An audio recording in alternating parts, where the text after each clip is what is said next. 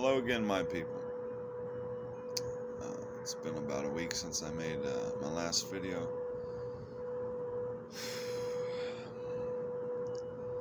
Unfortunately, I've been grieving over the loss of my beloved companion,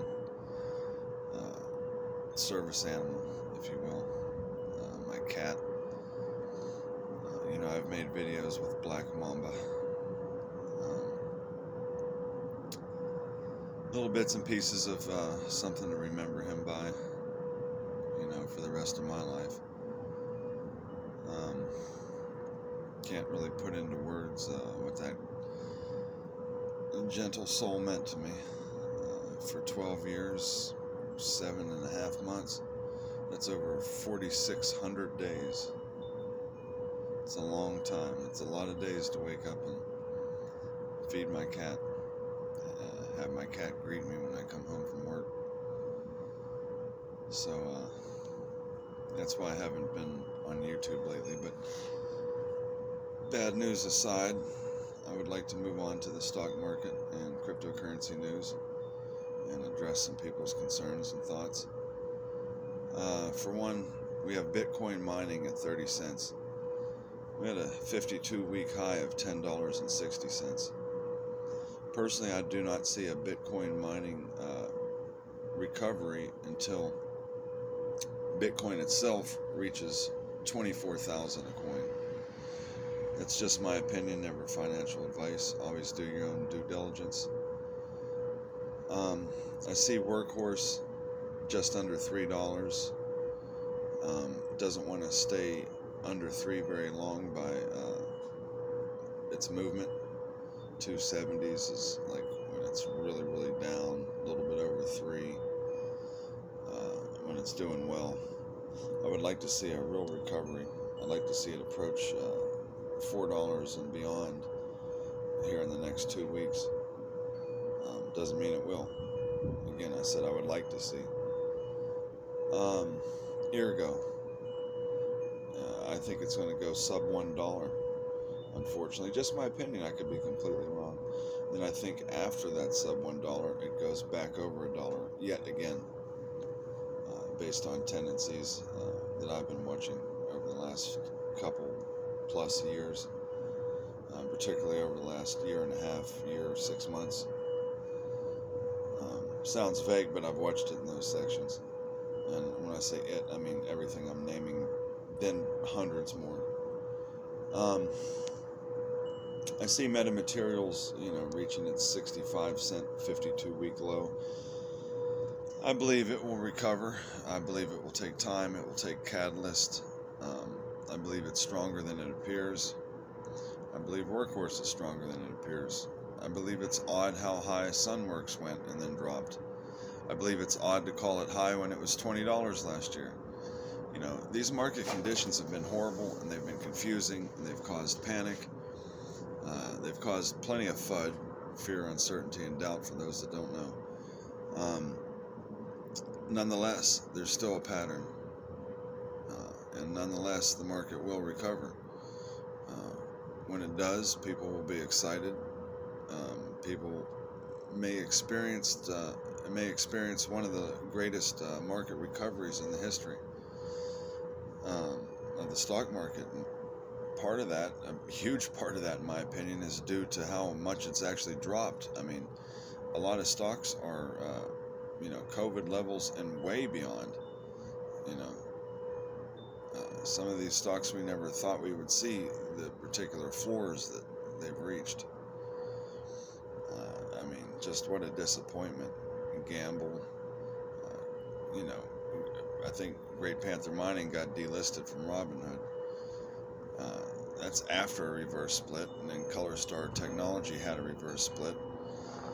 It's amazing, and with Bitcoin, it seems like since June it's been between 18,500 and 20,500, maybe 21 once in a while.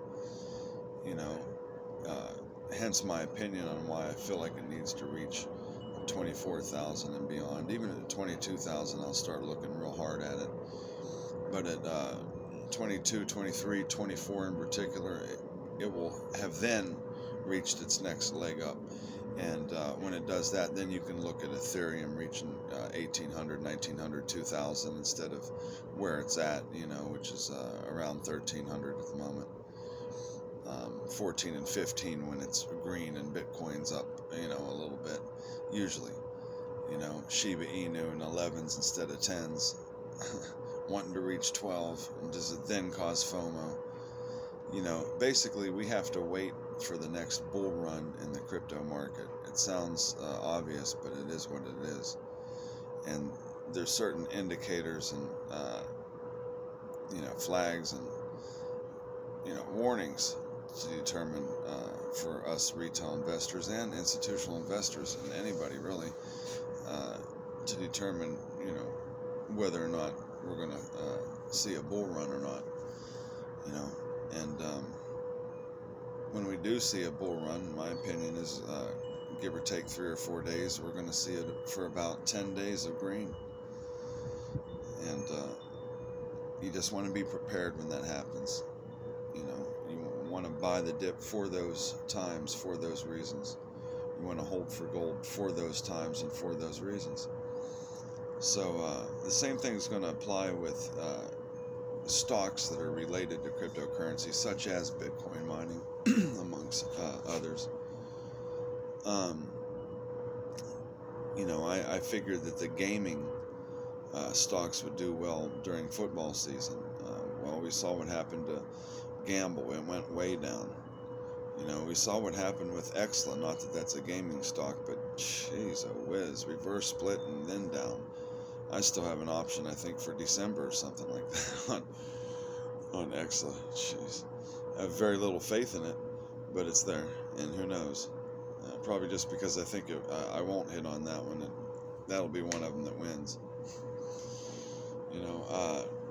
These market makers have a lot of influence and a lot of money to control and dictate what's going to happen with stocks days before they do. It's unfortunate, but it's true. I wish it was just supply and demand, but we live in a dog-eat-dog world out there, and when they can find a way and a loophole and an exception and a means to make it harder and less predictable for us retail investors, then why would they not? But I don't want to go on and on about negativity. I just want to give you guys a heads up on where my mind is at on the market. Maybe it will get some gears turning with you guys. You guys can figure out plenty of things that I can't figure out or haven't yet. But I do like sharing my opinions with you guys, and hopefully that this market, is a buying opportunity now, and which is a blessing, and a blessing when it's all said and done. All it takes is holding on for dear life, and any given morning, any of us can wake up and be so green that we don't know what to do. Well, my advice is secure your profits, rinse and repeat. Don't make the mistake I did June of 21 and sit there between two portfolios and let $23,000 just slip away because I was holding for special dividends. Of course, none of us knew that with that special dividend, MMTLP, that it would be listed on the market in October, which was months later, obviously, from June. I could have bought, $5,000 or $10,000 worth of it, and had a lot more than the 101 shares I have now, or the 2,135 original I had. Yeah, don't make that same mistake. It doesn't matter what they tell you on YouTube. It doesn't matter what I tell you. It doesn't matter what due diligence you read. What really matters at the end of the day is if you have a chance to secure mad profit, you probably should do that. That way you can never live in regret or kick yourself in the butt or say what if. You can always keep your head up. Most people secure the profits at 10%. When you're up hundreds of percent or thousands of percent and you don't know what to do, if in doubt, secure your profit is my opinion, based on experience.